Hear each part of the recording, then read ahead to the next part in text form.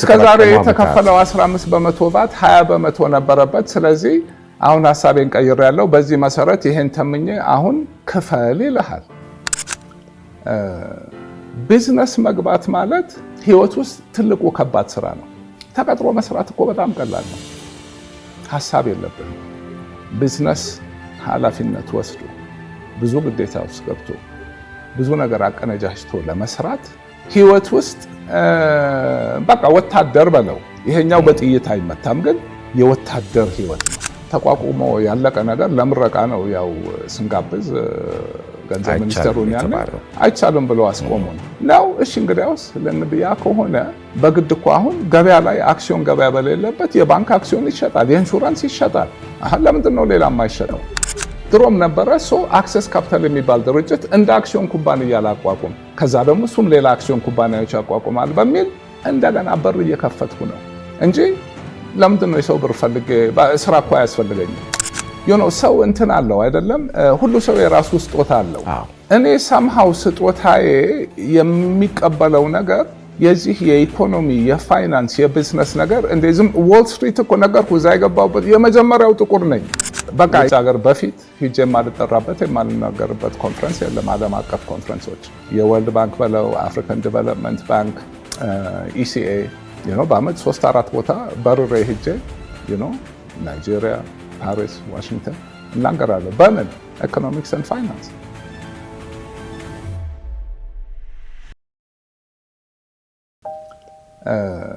ቢዝነስ መግባት ማለት ህይወት ውስጥ ትልቁ ከባድ ስራ ነው።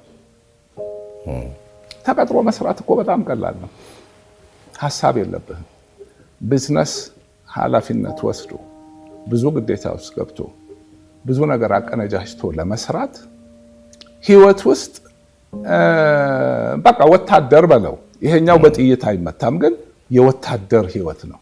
ብዙ ይጠይቃል ካንተ። ከዛ ደግሞ የምትሰራበት አንተ ሁሉን ነገር አትቆጣጠርም። እዚህ ጋር ዕቃ የምትገዛው የሚያቀርብልህ አለ፣ ሰራተኛህ አለ፣ መንግስት አለ፣ ደንበኛው አለ፣ ተወዳዳሪ አለ፣ ኢኮኖሚ ነገሮች እንዲሁ የሚቀያየሩ አለ። ህግ በፈለገው ጊዜ መሬት ላይ ቆንክ ስትል ነው መሬት የለም። ብዙ በሚገርም ነገር የኔን አካሄድ ለማገት ህጎች ይወጡ አሉ። እኔ ሌላ ከሃይላንድ ጀምሮ እያንዳንዱ ስራዬ በምን ምክንያት ችግር ውስጥ እኔ ፍጹም ነኝ፣ እኔ ጥፋት የለኝም አይደለም። የኔ ጥፋት ብቻ እነዚህን ችግሮች አይፈጥርም ነበር። ሊታሰቡ የትም ቢዝነስ ስኩል ኮርስ ውስጥ አንድ ስራ ሲጀመር ይሄ አደጋ ብለህ በሀሳብ ደረጃ የማታስቀምጠው ነገሮች ተከስተው ይገኛሉ። ኦኬ። የሰለጠነው ዓለም ውስጥ አሜሪካ፣ አውሮፓ ብዙ ጀማሪ ድርጅቶች ከስረው ይቀራሉ። አሪፍ ማኔጅመንት ደግሞ የተመቻቸ የተረጋጋ ኤንቫይሮንመንት ውስጥ ሆኖ ኢትዮጵያ መተህ አዲስ ነገር ጀምረህ ራሱ ኬዮስ የሆነ ነገር ውስጥ እስከዛሬ ድረስ ስንት ነገር አለ። የሆነ መኪኖች ቀረጥ ነፃ ይገባሉ፣ በዚህ በዛ ይባላል፣ ለዚህ ስራ ይባላል፣ ሰው ሁሉ ይገባል።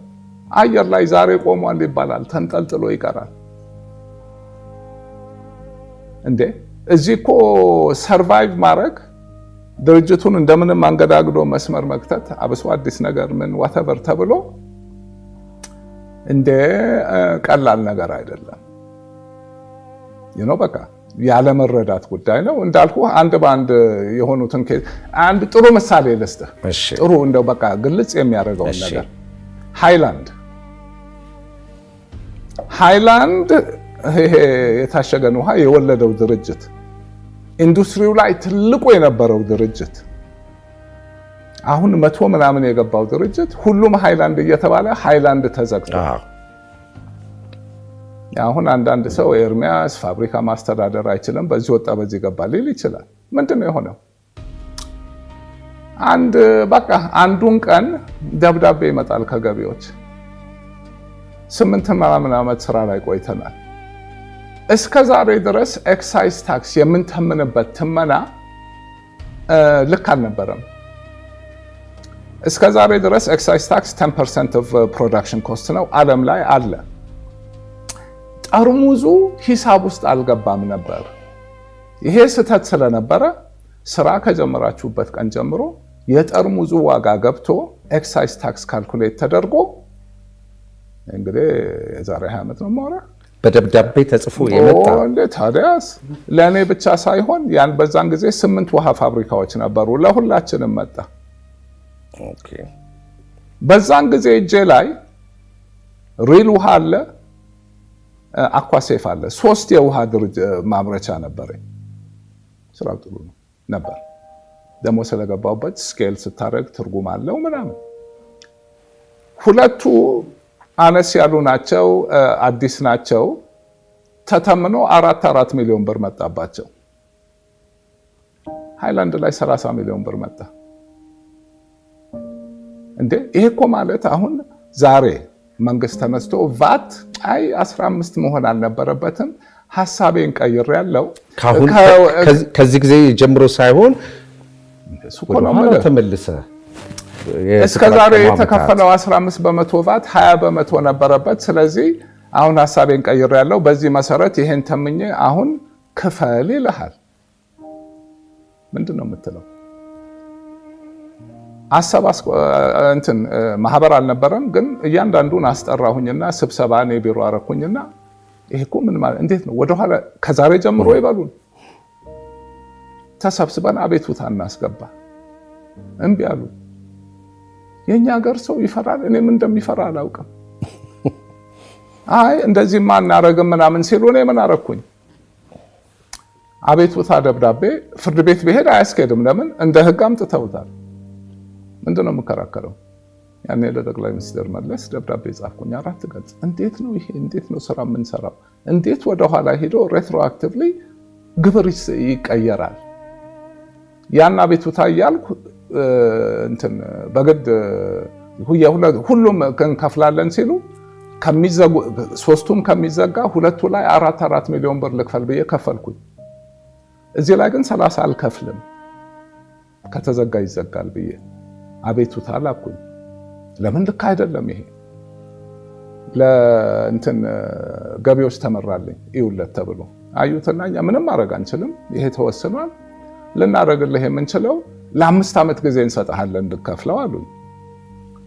እንዴ ምናልባት እቀበለው ነበር፣ ግን 5 ዓመት ግን ደግሞ ህጉ ስለሚያስገድድ እንደዚህ አይነት ነገር ላይ በአመት 18 በመቶ ወለድ እየከፈልክ ነው አሉኝ። በቃ ንግድ ፍቃድ ማድረስ ሲመጣ አይታደስም ተባለ። ያኔ ደግሞ ፓርትነሬም ነበረ፣ እሱ ነበር እንደውም ብዙ ጉዳዩን የሚያዘው። ንግድ ፍቃድ አናደስም ሲሉ ወደ 250 ሰራተኛ ካሳ ተከፍሎ ተበትነው ፋብሪካው ተዘጋ። ሼር ካምፓኒ እኮ ለመጀመሪያ ጊዜ ያቋቋምኩት አክሰስ ካፒታል ነው። ለመጀመሪያ ጊዜ ባለ አክሲዮን አስገብቼ በሰው ገንዘብ ወር ከሰው ገንዘብ ጋር የሰራሁት እሱ ነው። ያ ከመሆኑ በፊት ስንት ድርጅት ሄዷል በራሱ ገንዘብ። አዎ። እና ይሄንንስ ደግሞ ለምን አረኩት? ኦኬ ይሄንን ያረኩት አክሰስ ካፒታልም የተፈጠረው የዛሬ 20 ዓመት ነው።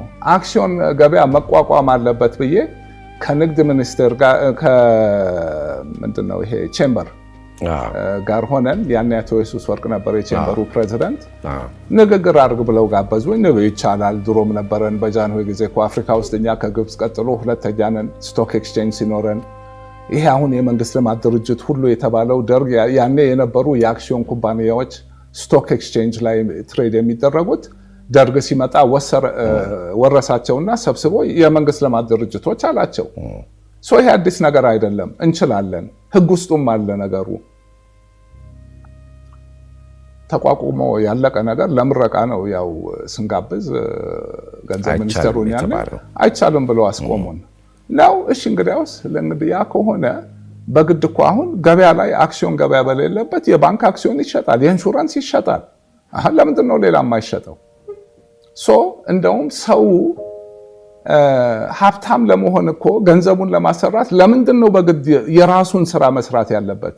ውጭ ሀገር እኮ ስቶክ ኤክስቼንጅ ያለው ስራ መስራት የሚፈልጉ ሰዎች የሚችሉ ሰዎች እዚህ ጋር አሉ፣ ብር ያላቸው እዚህ ጋር አሉ። አብረው እንዲሰሩ ነው።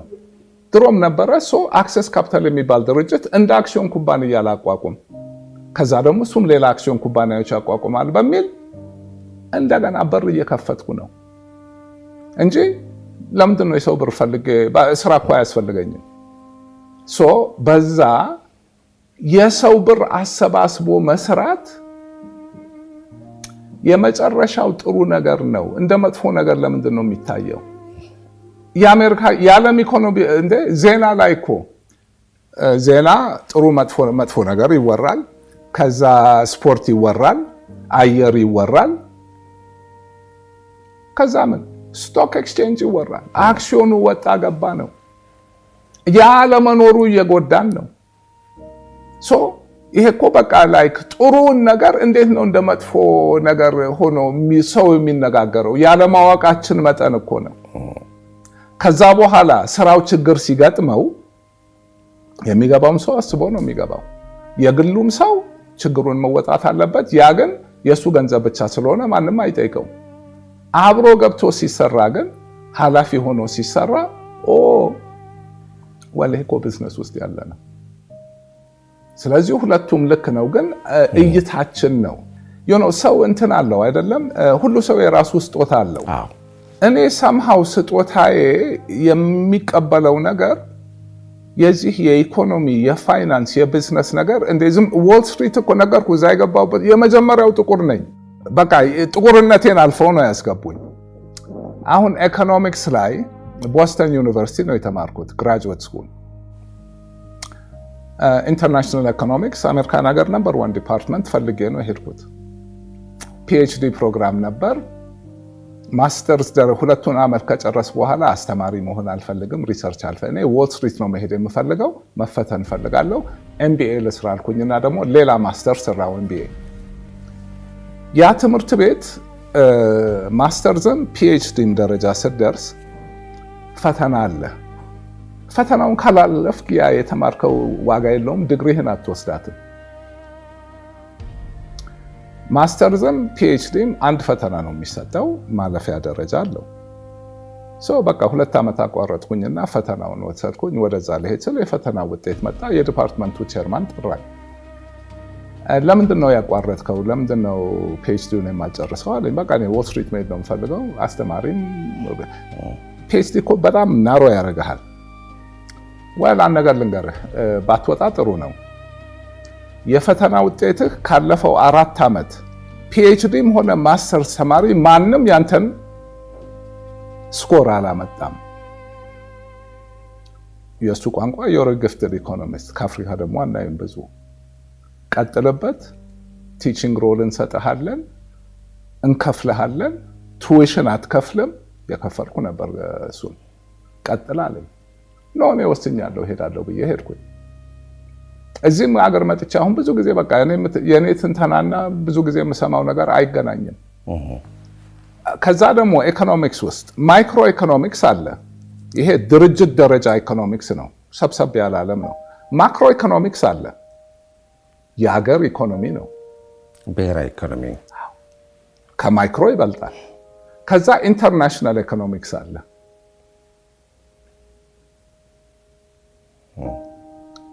የከረንሲ ጉዳይ ይመጣል፣ በጣም ሌላ የትሬድ ጉዳይ ይመጣል።